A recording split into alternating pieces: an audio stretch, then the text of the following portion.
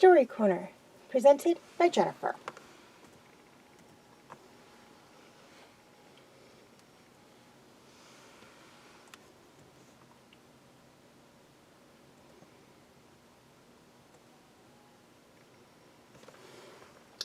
Two days later, Falinor stood upon the beach, not the beach of his native Sterlo, but the beach of his joyful childhood. But a small misty key in the nearby 100 Isles. The emissary had called it Nightshade Island. With the exception of Jurek, he had left his entire entourage behind on the ship. Jurek had rowed the two of them to shore in a small boat, and he now stood sheltering the king from the wind coming off the water. "I think you'll find what you're looking for in the forest," Jurek said, indicating to the tree line ahead. "Right," said Falinor. "Well, come on then." "No," Jurek said. Falinor turned to look at the captain of the guard. There was a flatness in his voice and an odd quality to his eyes that Falinor couldn't remember seeing before. His pupils dilate into wide black discs, and the flinty captain's irises shone oddly yellow in the sun. He had called the cassowary into its active state, and it regarded the king with its equally disconcerting gaze. "You must proceed from here alone." Somehow it didn't even occur to Falinor to argue. He merely clutched his travel cloak to his chin and stepped forward, leaving Jurek alone with his monstrous bird. The forest was quiet, eerily so after the noise of the sea, which the flora somehow dampened. Mist swirled about his feet. What exactly was he meant to find here? The answer became clear soon enough as he stepped into a clearing. Ahead there was a dramatic rustle of trees and bushes as if the forest were beset by powerful winds. One tree snapped near its base and fell to the side with a crash. Val pivoted on his toes as if to run, but he couldn't tear his eyes away from the swaying canopy and darkness beyond. Darkness that appeared to be moving, withering like the snakes in Griswold's sack. But it wasn't the darkness that was moving. It was fur, black as night. A huge figure emerged from the depths of the forest. Val had an immediate impression of its size and little else. His brain worked slowly, piecing together the parts his eyes fell upon as they worked their way up. The massive gray fist with its knuckles in the dirt, the ropey muscles beneath matted fur, the carnivorous nostrils, the eyes. The eyes were almost human. Almost. It was an ape, he realized, a gorilla the size of a castle turret. And in an instant, Falinor knew that this was the great beast of legend, Kovo. His breath left his lungs. His hands trembled, and then he did something he'd never done before. He bowed. He was on his feet for only a moment before a deep, sinuous voice boomed through the trees. Or did it only boom through his head? "Arise, Falinor," said the beast. "I would see you on your feet, for are we not equals?" Falinor rose slowly, bringing his head up last of all, raising his eyes to look Kovo in the face. The great beast looked ancient, with deep grooves lining his pitch-black features. But his power was unmistakable and humbling. "Forgive me," Fel said, "but are we equals? I never thought to meet—" "You are among the 5 most powerful and important humans on the planet," Kovo said. "I am one of the 15 great beasts. By my count, that makes you the rarer and more precious of us two." "If it pleases you, Yes, Felinor felt like an idiot. He had rested on courtly manners for so long. He had no idea how to act when when the rules had fallen away so quickly. And his voice sounded small and weak behind the pounding of his heart. It pleases me to please powerful men, my king, and it would please me greatly to ease your burdens. My burdens are many. Kovu's eyes glistened, illuminating. Fel took a steady breath, then cast about for a moment, looking for props. Finally, his eyes settled on one of the many rings he wore. He pried the ring loose and held it up before him. Sterlo, my home, is like this gold ring. Rich, beautiful, all around a circle, but empty on the inside. He closed one eye and gazed through the ring at the colossal ape. We can grow no more crops within the boundaries of the mountains. The flattened lands cannot support our settlements. So the land all along our fertile coast grows cramped and polluted. Fel's hands trembled, but not out of fear. The old anger was coming back, and he let it. Anger emboldened him. It made his voice strong and his bearing majestic. And what happens if enemy ships were to descend upon us? He continued. We'd have our backs to the mountains. What happens if a great wave comes from the sea and smashes us all upon the rocks? My people have nowhere to go. He placed the ring back on his finger. It is my job as king to imagine such nightmare scenarios and to invent solutions for them. And I am very good at half my job. Kovo made a sound in the back of his throat. It almost sounded like a purr.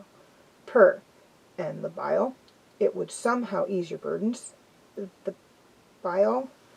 Is that why you are here? It is why you are here, is it not? Felinor nodded. There is a song my subjects sing in their taverns. When I first heard it quoted, I thought it was in my honor. The good King Fel. Fel's face pinched up, and his gaze dropped to the ground. They are saying the good King Fel.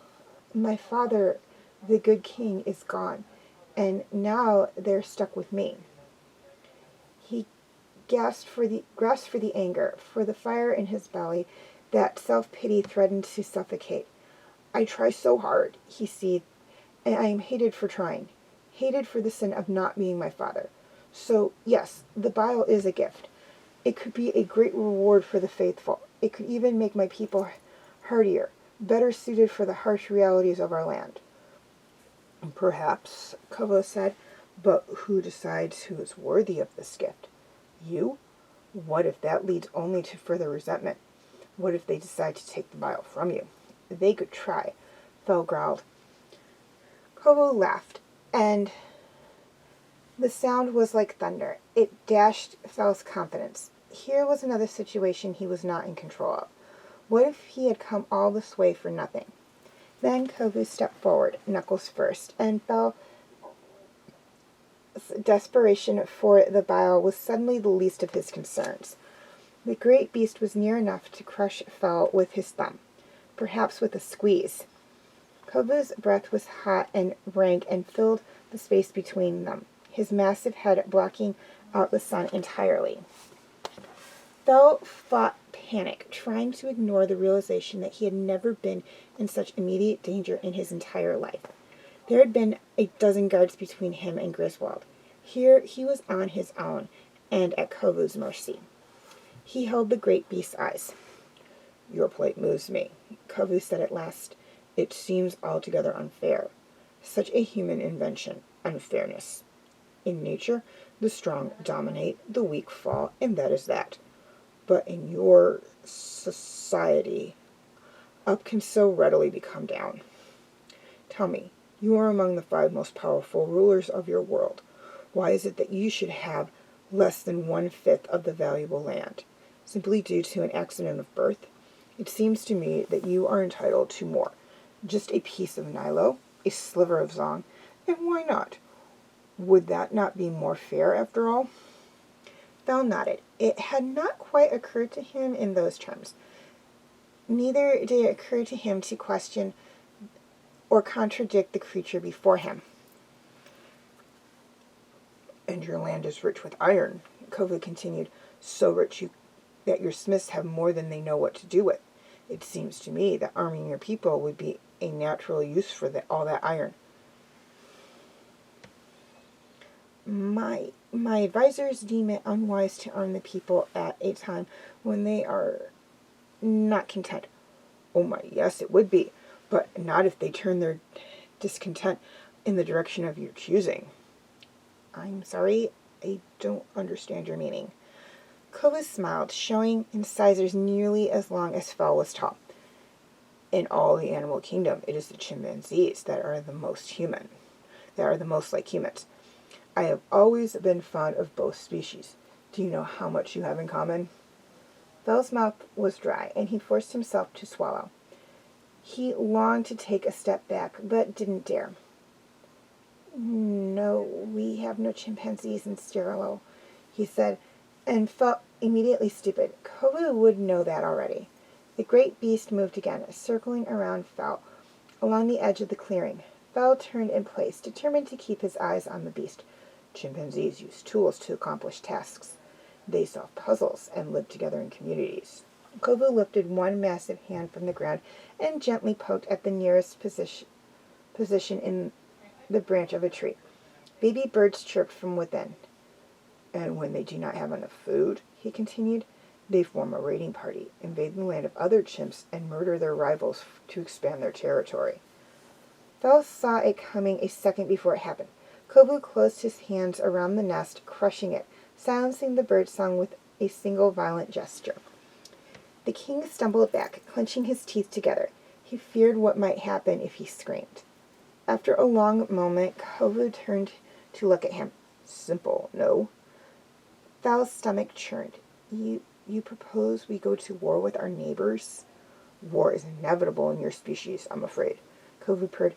"The question is whether your people will go to war with you, for you, or against you. Now, do not look so crestfallen. There is plenty of time to turn things around." "My father spoke of war as a great evil." "Your father lived in simpler times. It is not really fair either. If you think about it, he left all of Sterile's problems to you. But I come to you with solutions. Take the land you deserve. Arm your people with iron and steel. And this." Kovo extended the fingers of his other hand, revealing a small vial in the center of his huge black palm. "Go on," he says, his eyes glinting again.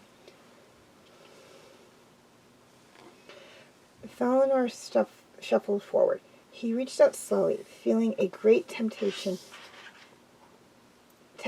to be so close to so massive a creature. Somehow, Kovo's human qualities made his inhumanity all the more striking. Kovo acted like a person, spoke like a person, but he was something else entirely, and he could crush Fel in his hand as easily as he had crushed those baby birds. The vial was worth the risk. Fel took a deep breath, reached forward, and lifted the vial from Kovo's palm. Kovo smiled, only closing his hand again when Fel had taken 3 steps back, cradling the vial to his chest the entire time. "The vial. It brings the bond. It brings the bond. It will make me stronger, faster." The gifts vary from bond to bond, but each bond does bring gifts. And you," Kovo spread his eyes out wide, "you have the pick of the litter." Suddenly the forest was teeming with life. Birds descended from the canopy to flit about just above Fel's head. Rodents burrowed up from the dirt at his feet, and beasts great and small stepped, hopped, and crawled forth from the shrubbery around him. Felinor took a moment to process it all. He had lost the thread somewhere, lost track of what exactly he hoped to accomplish here. But that was the problem. Fel wasn't in control, had not been in control in a long, long time. The vial was the first step towards imposing some order on all the chaos he had suffered. He threw his head back and drank. The bile tasted bitter. His head swam. His vision blurred. There was a light. Where was it coming from? Then the light was gone, and he was on his knees again. Before him was a crocodile. Interesting, Kovo cooed. I knew it was possible, but it never happened before. Normally, using the bile, you would choose an animal to bond with. He flashed his teeth. But for the first time, you, my king, have summoned a true spirit animal.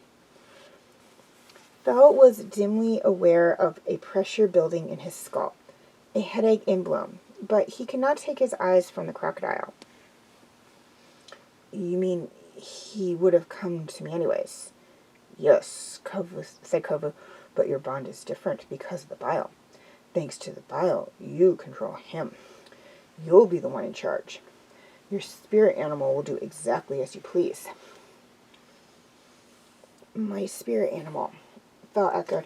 The crocodile was so beautiful, so huge, all lithe-muscled and jagged scales. 3 times as long as Fel was tall. It looked as if it had been carved out of mossy granite. Its green and browns faded into gray and back again. It appeared strong and ancient, weathered but defined, as it had been waiting here for him forever. The island itself seemed to disagree. Noises like screams rang out from the jungle, and what little sunlight there was in the clearing began to fade through, though dusk was not to come for hours. The mist that hung low to the ground billowed away from the crocodile's formidable bulk, as if afraid to touch it. Fel wasn't afraid.